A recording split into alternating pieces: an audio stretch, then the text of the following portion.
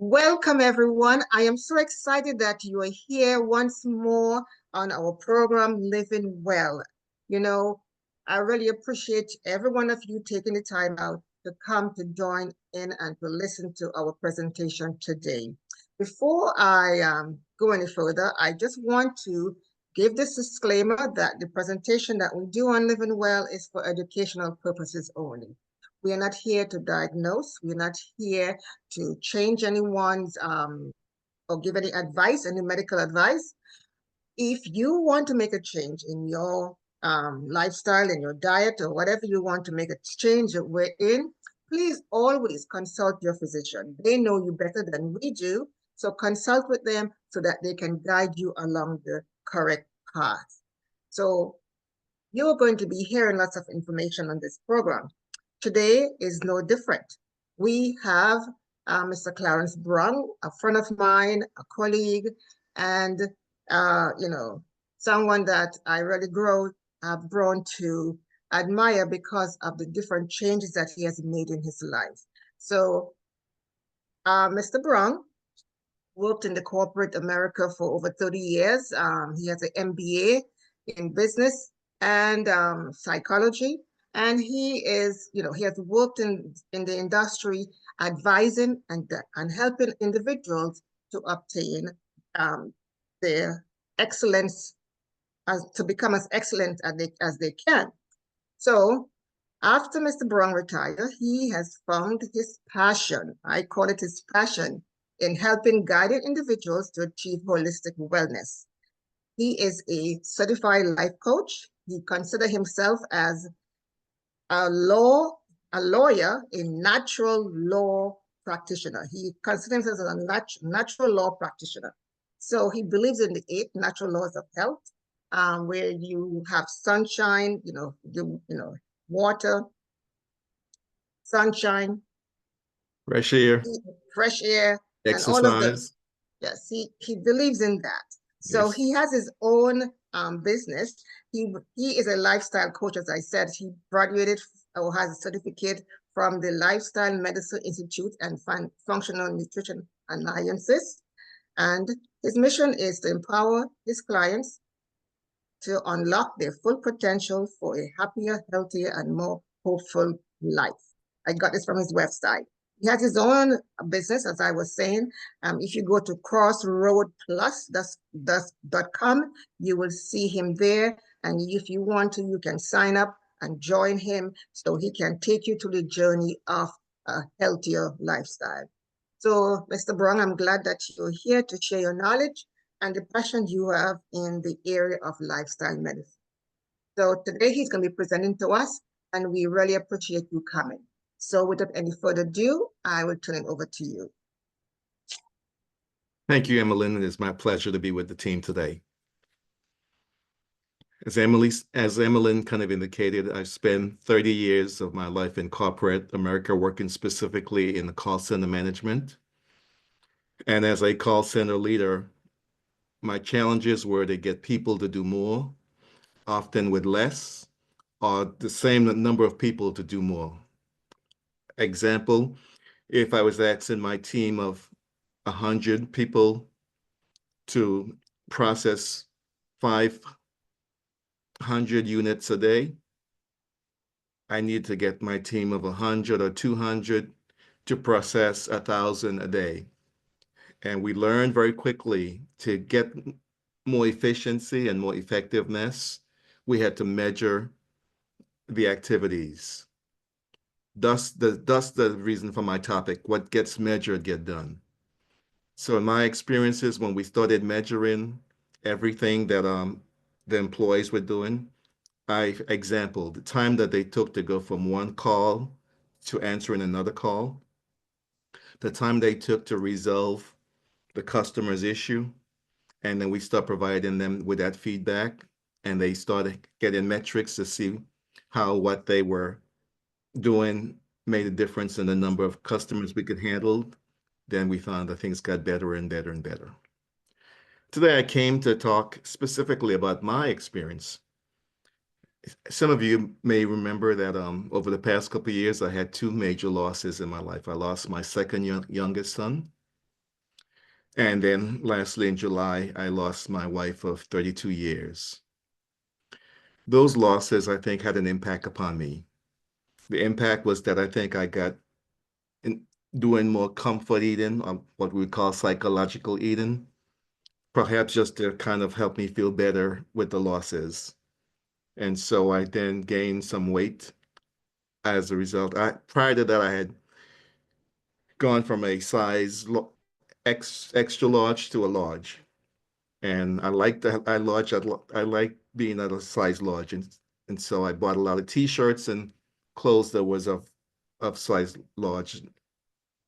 But with the losses, I then gained back some weight and had to go back to an extra large. I didn't like how my body looked in the large T-shirts as I went out to play pickleball every day, walking outside, and I looked at myself, seeing how my midsection was filling out my T-shirts. I didn't like that.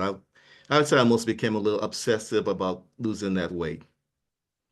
And so I started applying my personal technologies of understanding what gets measured, get done.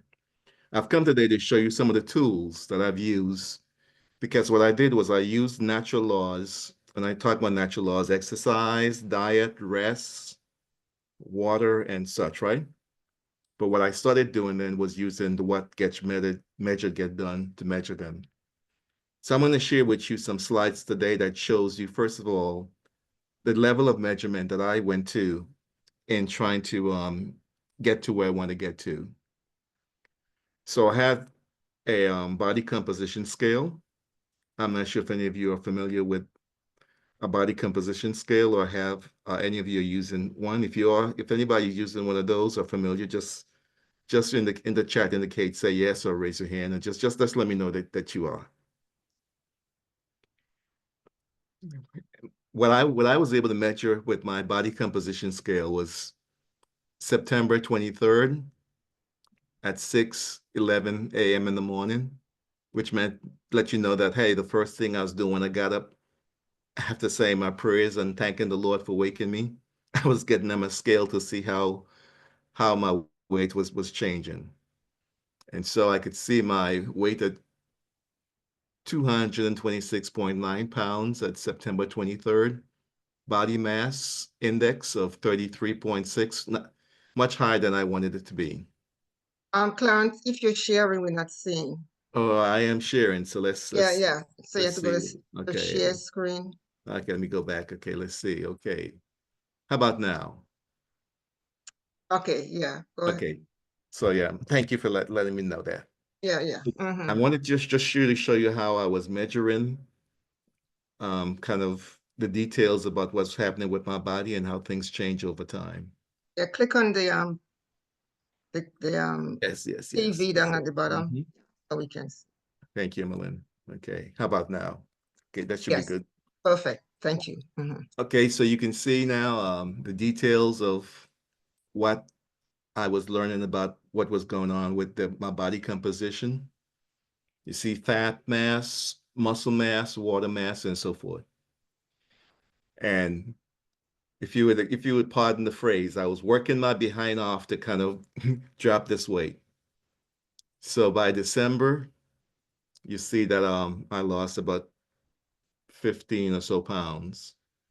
But probably better yet is that you could see the change in my body fat percentage, about a 20, almost a 20% change. Muscle mass, probably 10% and so forth.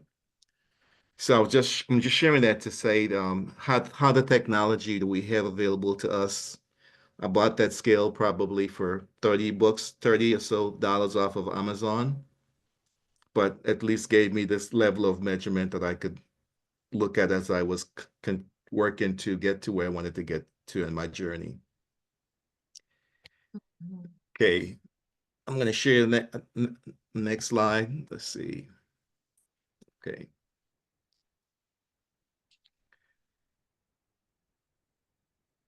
Okay, you could see by March 26 at 8:14 in the morning, how I gotten down to 208 and how my body fat percentage continue to change, my muscle mass continue to change. And those were important to me because I wanted to reduce fat and gain muscle mass because I knew that if you have more muscle mass, that your body burns more calories, the more muscles you have. And so those monitoring those indices were important to me. And so that's what I did and so forth. So that's the results. Now I want to talk a little bit about the activity, how I monitored the activities. So the way that I monitored the activity, measured the activities, I wear an Apple Watch, but prior to the Apple Watch, I was wearing a Fitbit, but one of my sons gifted me an Apple Watch and I kind of switched to Apple. Not that I don't think one is better than the other. I just because he gifted it to me, I wanted to wear it. And that tool allowed me to kind of monitor my amount of calories burned during the day from my activity, my pickleball, my walking. You could see an example there in the screen one day. I burned 1,166 calories. My goal was to burn 700 calories a day. It also allowed me to see my minutes that I was in the aerobic zone that particular day. I was 107 minutes. My goal is to be in the aerobic zone for 30. And we now know that sitting is the new smoking, that 2 hours of consistent sitting is equivalent to smoking a cigarette. So the number of hours that I was standing throughout the day was important to me. And the Apple Watch allows me to tell the number of hours that I stand throughout the day. My goal was to stand for at least 12. That particular day, I stood for 21 hours. Just means that I was on my feet for that period of time versus sitting down. It also allowed me to monitor the number of steps that I took. A lot of people can do that just using their phones, or if you have a route that you know it's a mile or 2 miles and so forth. But I wanted to kind of be sure that every step that I took counts. Sometimes I went to the store just to walk around the store, take a few laps around just to get to my goal of 10,000 or better. And then my distance. It also allowed me to track what particular exercise I was doing that day. Some days it's pickleball, some days it's walking, some days it's cycling. And then I came across another tool, MyFitnessPal, that allowed me to track my dietary consumption. Once I put in my detail, my body weight, my height and such, and my goal, it then gave me a base calorie goal for the day. So I knew what my calorie goal was for the day. And as I then kind of inputted what I was eating, it then calculated the calories that I consumed and let me know how many calories I had remained in. It then kind of connected to my Apple Watch. And at that time, then subtract the calories burned from the calories consumed. What I liked even more was that it allowed me to kind of look at my macro and micronutrients consumed throughout the day. It also allowed me to track my ounces of water and my calories from exercise. So what I'm basically sharing with you is that I'm using these tools to track natural laws, movement, water, and so forth, right? In addition to that, the Apple Watch also allowed me to do some additional tracking. The Apple Watch allowed me to track my sleep. So I could track the number of hours that I sleep, hours and minutes, and the percentage spent time awake. So I could then know that, hey, it took me an hour to fall asleep, or how long it took me to fall asleep, or how many times I was awakened throughout the night, and the amount of time that I spent in REM sleep, the amount of time that I spent in light, deep, and then the average number of hours that I slept over the past 7 days. And then it also allowed me to see my max and minimum heart rate throughout sleeping. It showed me the lowest heart rate to the highest heart rate while I was sleeping, which was important to me. I wanted to know how my heart was performing. The Apple Watch also allowed me to monitor how my heart was working. So I could see my latest heart rate, meaning if I was in a conversation, a heated conversation, or just sit in, I could see what my heart rate was. It tells me, hey, here's your latest heart rate. It also allowed me to see my heart rate variability. Now there is some goals, some targets as to what is a excellent versus poor heart rate variability. You can always find that just you can Google that for your age and sex and such. It also tell me what's my average heart rate while I'm walking and my cardio recovery, how long it took me to recover from a strenuous exercise workout, my cardio fitness, my VO2 max, and my heart rate during exercise. What was particularly important to me was my resting heart rate. At 65, my resting heart rate is 45 to 47 beats a minute, which is pretty excellent for a guy at 65 years old. It's almost like close to what it was when I was a teenager. But that is because of my activity and monitoring the activity. And during exercise, I could see what my heart rate is. I could either say, hey, I'm not walking fast enough. I need to push a little bit harder. During pickup ball, I can tell, wow, this is really a competitive game because my heart rate is up to 140, 149 beats and such. So I'm hope that you get my emphasis here is that the technology allows us to measure some of these things that we believe and hold dear and important: sleep, activity, consumption. And these technologies aren't $5,000 or even $500 anymore. Some of these you can pick up for and sale $100, sometimes even less. So my attempt here is to just show you how these technologies allows us to measure, and by measuring what we're doing. In my case, I'll share my wife when she got introduced to the tracking your steps. She'd be at work because she was a teacher, and she'd come home and she may only have 5,000 steps.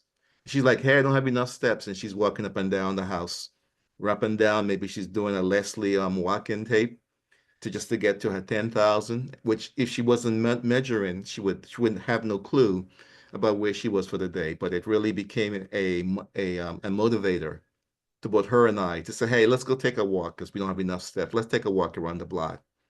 And sometimes we'll walk the blocks just to kind of get to the 10,000. Because again, what gets measured get done. So as we kind of embrace our natural laws, fresh air, and I know that if I walked for 30 minutes, 6 days a week, that I'm getting my fresh air and sunlight because I'm walking out in the fresh air and sunlight. And so I kind of can monitor that. I could also see how I'm doing with my water and whether or not I need to kind of say, hey, I'll have days when I look at my water consumption, I say, I didn't do so good yesterday. I need to do better today, and so forth. But again, if I wasn't measuring those things, I just wouldn't be as conscious. And when we become more conscious, we become more focused. And that data allowed me to set goals. I mean, I know in some instances what the target was supposed to be, but it allowed me to set goals and objectives and monitor those. I want to tell you probably in a very, very powerful way how what gets measured get done made a difference for me. After my stroke, in my exit interview with the neurological psychologist, she shared, well, Mr. Brown, because of the insult to your brain, you will have this limitation and that limitation and that limitation, and every limitation that she said I would have. I sat down and I wrote a goal and some objectives and some actions towards those particular goals to overcoming those deficits.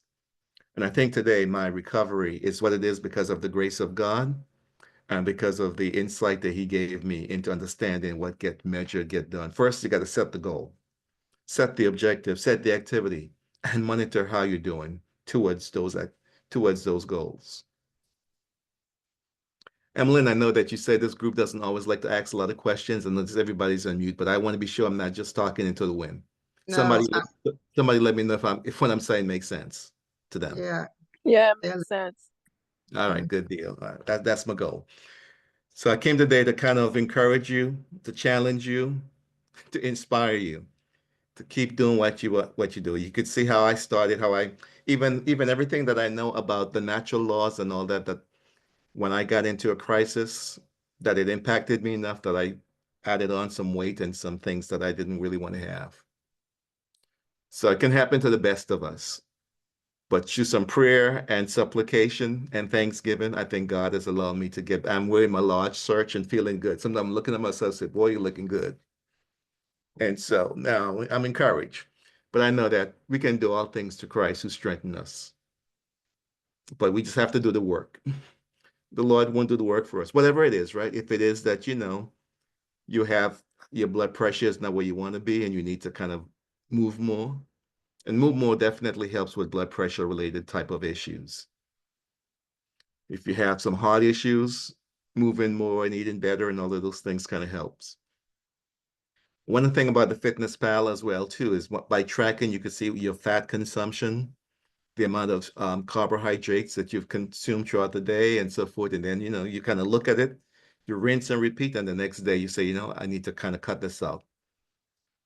I didn't realize this thing had as much carbs as it did. And now that you know, then you make some adjustment. But if you're not measuring, if you're not tracking, then you don't always know. You should kind of sometimes just shooting in the sky. And somebody's going to say, well, Mr. Brown, look at all the years that these things went around, and my mother and my grandmother and all those people did great. But as time goes along, your mother and grandmother may not have the challenges and the stresses that you and I have today because we have new things to deal with, especially with this man that we have in the White House right now. Every day we get new things coming our way. Emmeline, give me some guidance here. Should Yeah. I kind of pause for some questions or some discussion, or how can we Okay. kind of maximize what we just covered? Okay. Yeah, we can see if anyone have any questions. Clarence, what you just shared with us was so impactful. Um, it brought to my memory, I think it was Benjamin Franklin who said, if you fail to prepare, Mm-hmm. you prepare to fail. Yes, yes. So by using this technology that we have, and some of these things are free, because after Mm-hmm. you told me about what does it called, my fitness pal yesterday, I went and I downloaded it so I can have it on my phone so I can start tracking my intake. Because that is something so important. You think that you're doing so well, but there might be something in your diet that you really need to tweak, that if you do that, you will be able to continue with um, the lifestyle that you want to accomplish. Because I Yes. know I have, you know, tried to lose weight. I Mm-hmm. did. I think I lost about 30 pounds, you know, when I started off on my journey. And that helped a lot. But I think I can go further.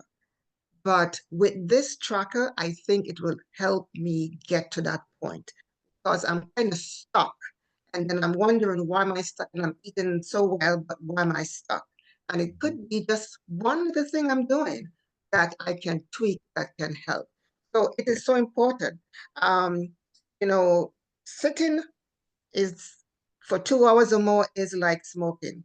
Mm-hmm. That was powerful because Mm-hmm. we try to avoid these unhealthy habits, but these things that we do in our life, it can affect our health just by sitting. So now I'm going to have in the back of my head whenever I sit to kind of time myself how long I'm sitting. So I do not sit for more than 2 hours. Yeah.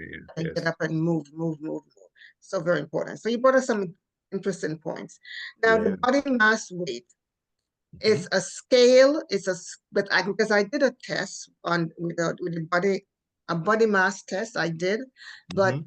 was it was a scale, yes, and then there was some bar I had to hold on to that will Yeah. also calculate. So it's something like that. Okay. Yeah, they're different different concepts, but I think the same kind of idea that they send a signal through the body, and based Mhm. on the signal bouncing back, um, they can. And I would say these devices are directional. They're not going to be the same as doing like what they call something that's called a DEXA scan that, if you did one of those, it would cost you a lot of money, right? But it can tell you if you're making improvements or if you're going back. So to the degree that there's some error in it, then you just know that whether it's up or down, you know directionally where you're heading to. So Thanks for Yeah. emphasizing that, Emmeline. Yeah, yes, yes. So maybe you can put some of these things in the chat so we can look it up. Yes, So yes, we yes. can, you know, the scale, that's Mhm. good to have. So we can know, because it's so important. You know, you might be thin on the outside, but fat on the inside. You might be seeing yourself and you might say, oh, I'm not overweight. But internally, you can have that body fat that is so detrimental, especially that visceral fat, that can be so detrimental. So anybody else have Belinda? Oh no, I'm sorry. I just tuned in. I didn't have anything to offer. Someone had asked what app you were using, and it was My Fitness Pal, correct? That is, yes, that's correct. Okay. Yeah, yeah, yeah. So yeah, if Emmeline, anyone have any question, they can, you know, either put it in the chat if they don't want to talk, or they can raise their hand and we can get your question. Emmeline, I want to highlight something you said about the body composition stuff. The body composition scale will also give you your visceral and your subcutaneous fat, which is kind of the visceral, the fats around the organs and things like that. And there are certain targets that, you know, you can always see what is the right target for your age and sex and so forth. So that gives you more than just kind of what we would say is cosmetics. It gets you really into a little bit without a lot of money. And for someone looking to find one of those, if you just if you just search on Amazon for body composition scale, you'll see several options that I think at a reasonable cost, $40 and things like that. Okay, wonderful. So that's good to know, because research have shown that that visceral fat can cause a host of complications. It can cause diabetes, it can cause hypertension, cardiovascular problems, it can cause cancer. So that visceral fat, we need to get rid of it, or get as less as we can have of it, because it is not healthy. The subcutaneous fat, I guess, is not as bad. But of course, we want to get rid of fat as much as we can. But that visceral fat, and that visceral fat is around the abdomen, because Exactly. it presses on vital organs, because around that abdomen area, we have, you know, our kidneys, our liver, then, you know, higher up we have our lungs and our heart. So if the fat is like in our abdominal area, it pushes up on those organs and cause it to crowd the organs, and therefore they are not able to expand or to do their function as they should.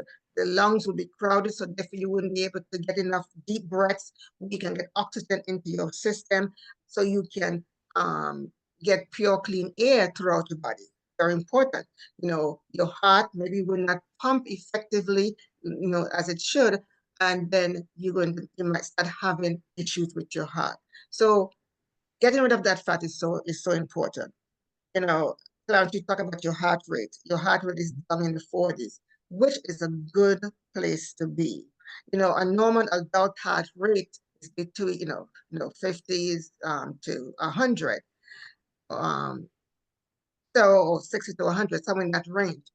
But if someone who is exercising have a healthy body mass, their heart rate is usually lower. Why? Because the heart doesn't have to pump as much. The heart muscle is now stronger.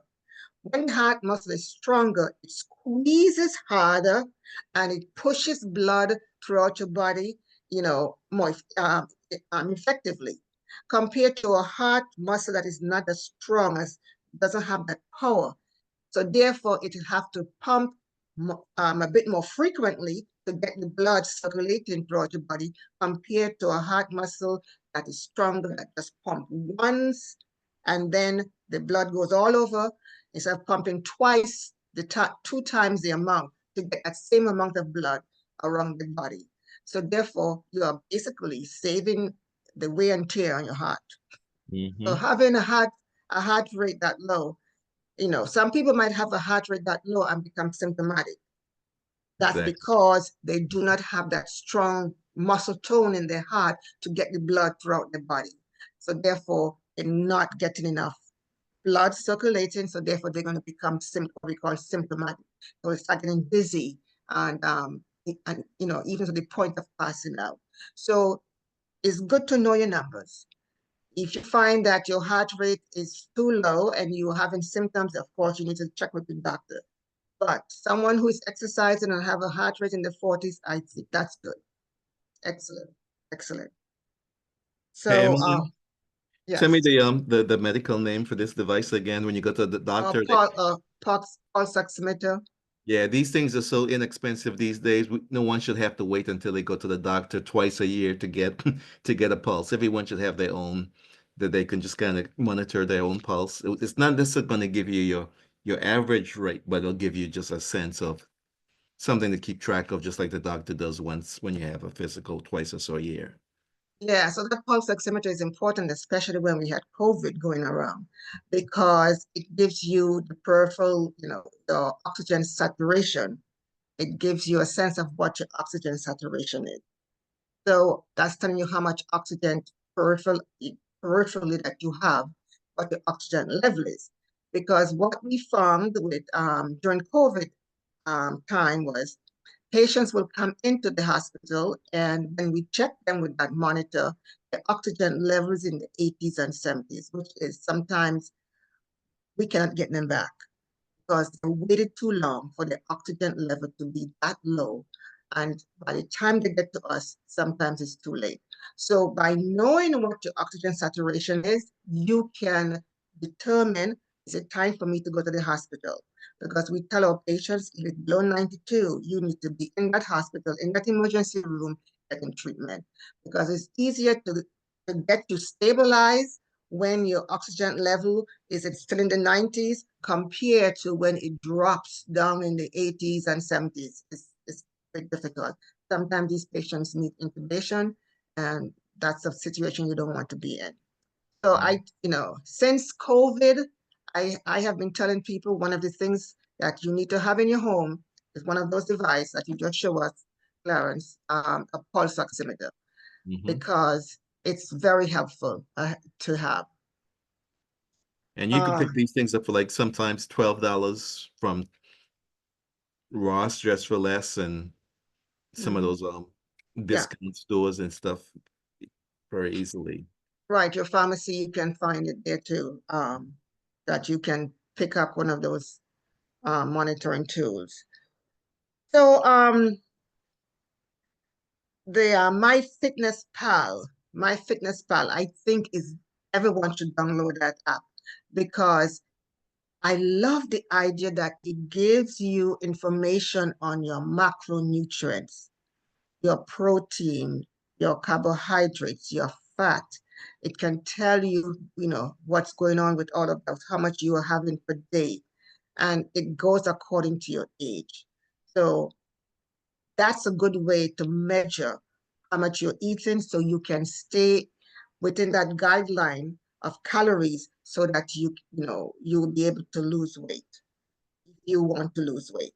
So that is excellent. I love the fact that it gives you macronutrients.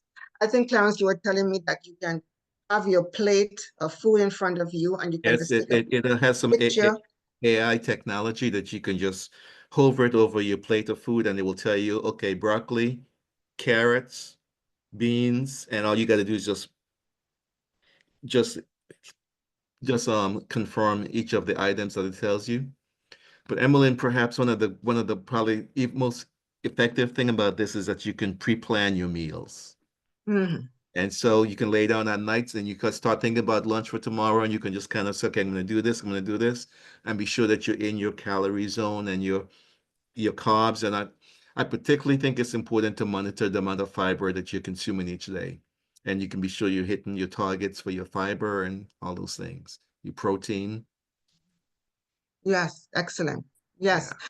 excellent. I think it's an excellent tool. You talk about fiber. Fiber is so very important. I am doing right now with diabetes prevention and reversal class at my church.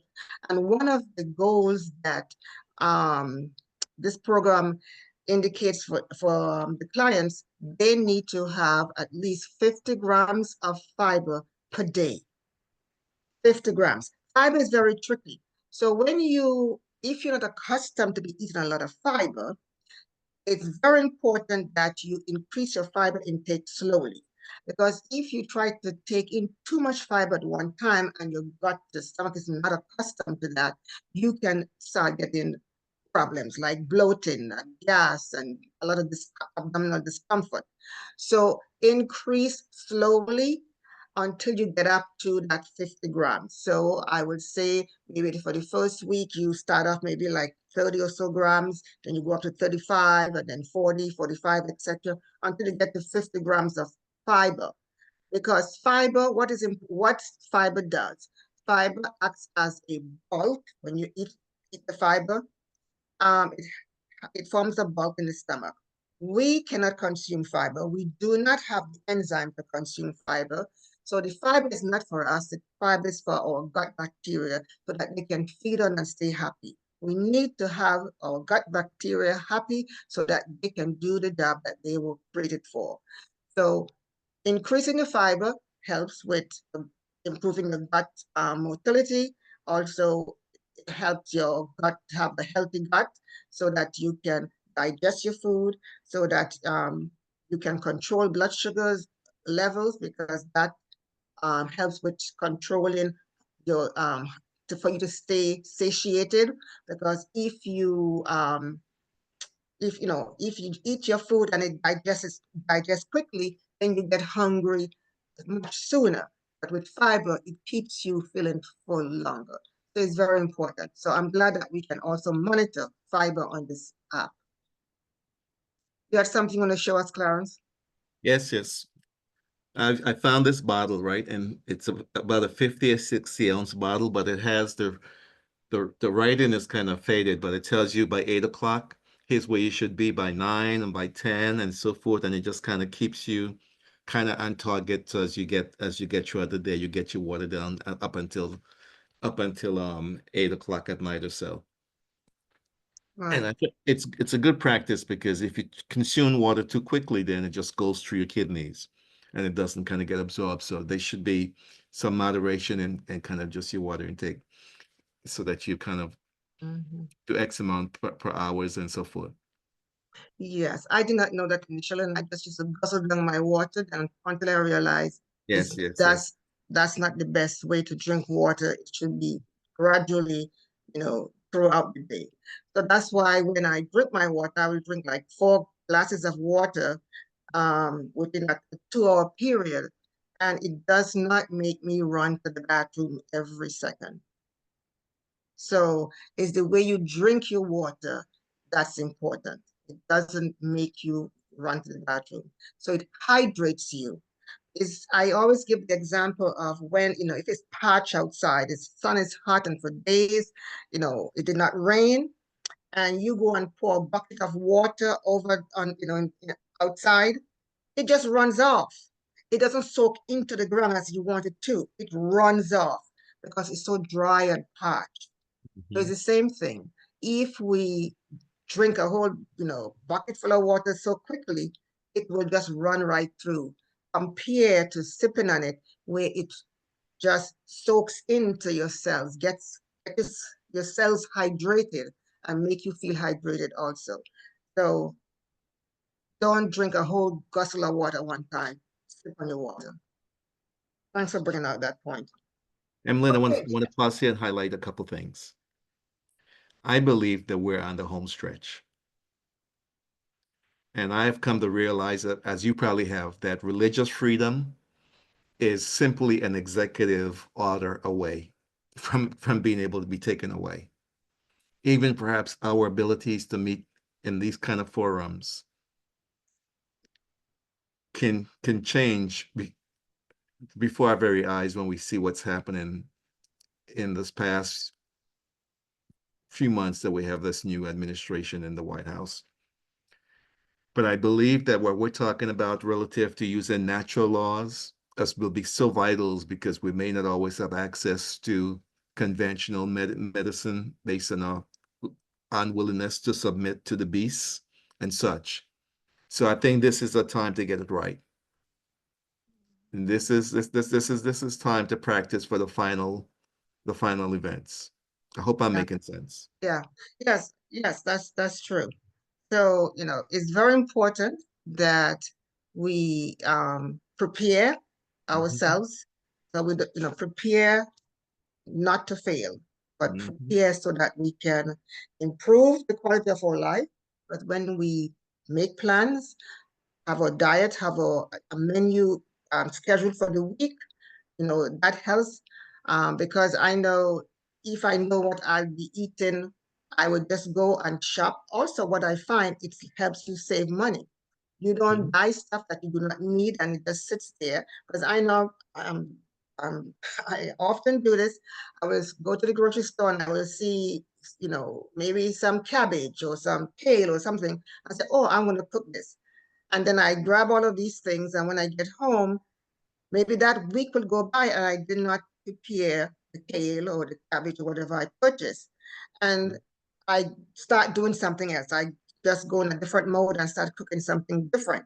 But if I prepare my meals, know what I'm going to be preparing for that week, I can purchase just that amount so that I can use it up and things don't get wasted. I was looking at a program and I think the lady was saying about 60% of the food that we purchase goes to waste. We waste so much because not preparing.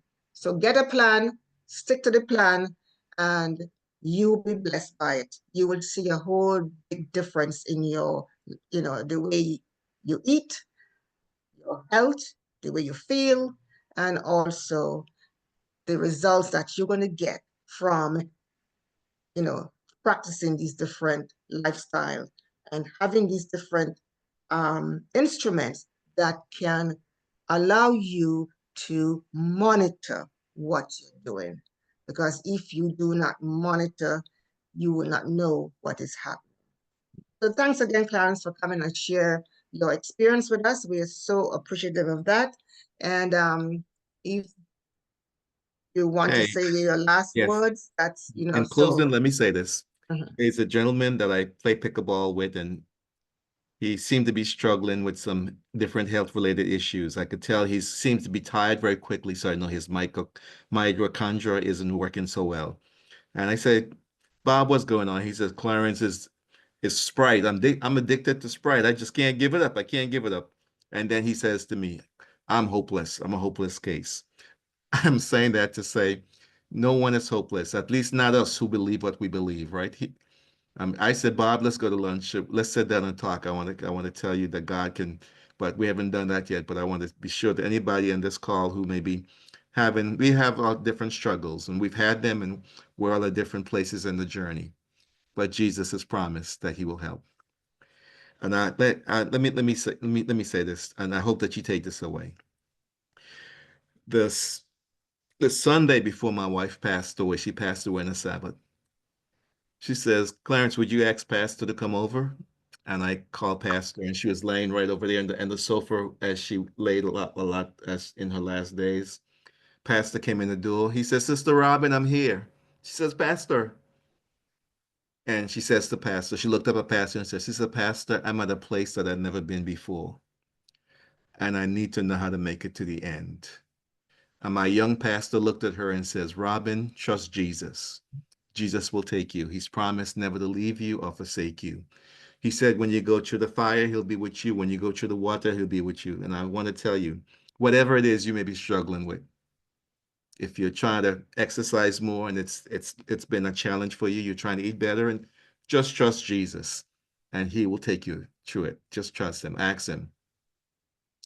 If you got an issue, if your doctor's giving you a report that is discouraging, do like Hezekiah and just lay it out, lay it out on your altar at home, wherever you pray. Just lay out the doctor's report before the Lord.